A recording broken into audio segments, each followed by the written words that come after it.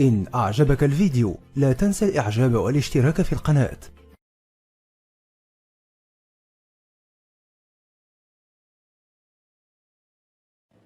All right.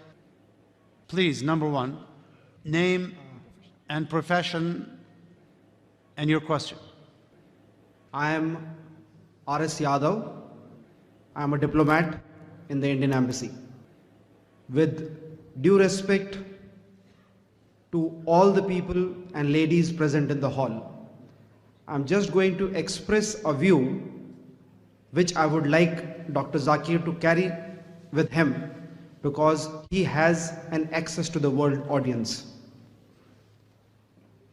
Dr. Zakir started by saying that for a dialogue amongst various civilizations or various religions, we all have to come to a common conclusion.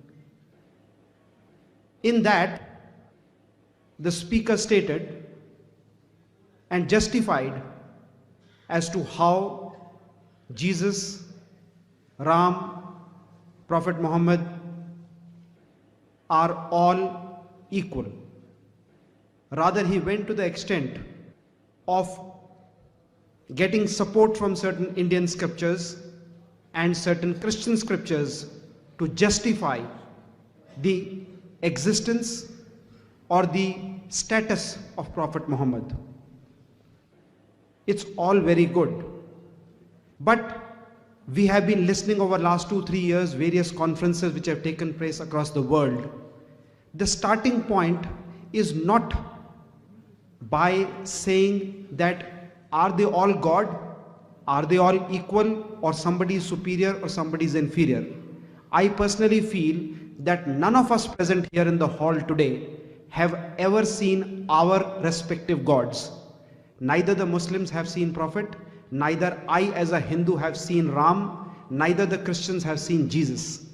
The more important factor which I'll request the speaker to catch on in any of his further talks is human being, the goodness amongst us. When the speaker stated, Hindus say everything is God, it means that there is an element of goodness amongst all of us, which, if nurtured, can make us near to God. Thanks. Thank you. Thank you. I would like to thank our brother from the Indian Embassy and thank you for his comments. And he mentioned that in most of the interfaith dialogues, he said that he agreed that I tried to prove the commonalities and trying to prove that Prophet Muhammad and Prophet Jesus are messengers. Yes, we agree. Rama maybe, may not be. You can refer to my talk on similarity of Islam and Hinduism. Maybe is not. Even if all yours meant for people of that time, that's what I say. But he said that in the interfaith dialogues, we don't discuss about God. No one here has not seen Rama, Muslim has not seen Prophet Muhammad Sallallahu Alaihi Wasallam, Christian has Jesus Christ, people. But we have to talk about the qualities, the human values, the human goodness. And when he says that Hindus say everything is God, goodness is there in everything, that's what you're saying, not the scripture.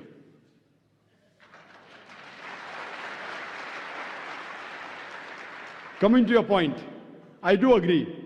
We first talk about the human good qualities. No Muslim can be a good Muslim unless he's a good human being. And number one duty of a human being is he should thank his Creator Almighty God. If you cannot thank and worship your Creator Almighty God, what is the use of you helping your neighbor? Useless. You should help your neighbor. You should help the poor. I'm not against it. But if you disrespect your Creator Almighty God, you cannot thank Him. You cannot worship Him. All your other activities is useless. That's the reason. It's mentioned in the Quran. In Surah Nisa, chapter 4, verse 48. Surah Nisa, chapter 4, verse 116. If Almighty Allah subhanahu wa ta'ala wants, He may forgive any sin. But the sin of shirk, He will never forgive. For anyone who does shirk, associate partners with God, he has stayed far away. The biggest sin in Islam is shirk, associating partners with God. And similarly, that's what the Quran says in Surah Ma'idah chapter 5 verse 72. That they are doing kufr. Those who say that Jesus Christ, peace be upon him, son of Mary, is Allah. وَقَالَ الْمَسِيحِ, but said Christ, Ya Bani Israel, O children of Israel, U'budullah, worship Allah, Rabbi wa Rabbakum, who's my Lord and your Lord. Inno may shrik billah, anyone who associates partners with Allah, faqad harramallahu alayhi al-jannah, Allah will make Jannat haram for him. وَمَا وَهُ النَّارِ وَمَا لِلظَّالِمِينَ مِنْ أَنصَارٍ, and fire shall be his dwelling place, and he shall have no helper in the hereafter. So here the biggest sin in Islam is shirk. Same thing mentioned in the Bible. What I quoted to you, thou shalt not make any images of me. Same thing is mentioned in the Veda. So when you're talking about qualities of human beings, the best quality is quality of thanking our great Almighty God. He does not require you and me. You will ask me that why should I thank him? People ask me, why do you say Allahu Akbar? Why you have to pray to God? I said, see, in Islam, whether we pray to God or not, it makes no difference to Allah subhanahu wa ta'ala. When I say Allahu Akbar, Allah is the greatest, He is already the greatest. By me saying Allahu Akbar, He won't become greater. Why do we say? You know why do we say? Because when I praise anyone, whenever I call anyone great, it's a human tendency, I try and follow his commandments.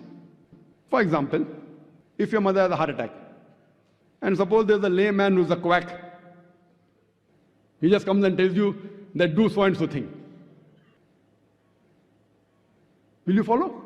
On the other hand, you come to know of a person who's the most famous heart specialist in the world.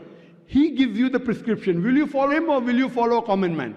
But naturally, you will follow the prescription of the best heart specialist in the world. He's the most famous. The moment he's famous, you will follow his prescription if your mother has a heart attack. So the reason we praise Allah is not so that He becomes greater. When we praise Allah, the moment we praise Him, whatever commandments He gives in the Quran, we follow it. So first we have to identify who is our Almighty God.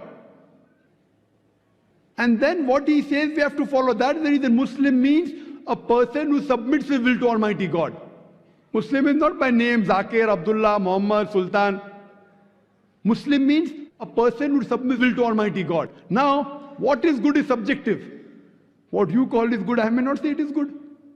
Who's going to say what is good, what is bad? You're going to have a dialogue? The best person who can say what is good or what is bad for the human beings is the creator of the human beings, Almighty God. So unless you don't come to know who is the true Almighty God, what are His attributes, you should worship Him alone, and the way you should worship, all your other criteria of humanity is useless. The number one criteria is thanking our Creator Almighty God. That is the best human quality. And what is good and what is bad for us differs of opinion. Even the doctors differ. The best doctor is the Creator of the human being, Almighty God. He tells you alcohol is prohibited in the Veda, in the Bible, in the Quran. Don't have it. He says pork is prohibited in the Hindu scriptures, in the Bible, in the Quran. Don't have it. Gambling is prohibited. What is good, what is bad, how will you come to know? It is subjective. Therefore, there is a query that do good people go to hell? Is a question. So I ask you, what is good? Compared to what humanity thinks is good? Fine, love each other, no problem, girls and boys mixing, pornography, no problem, everything is good. So if this is what you call is good, no problem, intermingling, homosexuality, everything is good. So such good people will surely go to hell. First you have to realize by the definition what is good.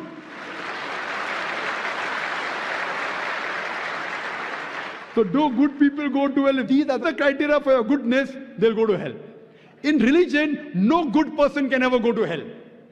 Who is a good person? Number one, the person who realizes his Creator, who respects Him, who worships Him and follows His commandment. That's the reason in the interfaith, the most important point is to identify who is our God and to worship Him and no one else, then the messengers and then the other things. Hope that answers the question, brother. إن أعجبك الفيديو لا تنسى الإعجاب والاشتراك في القناة.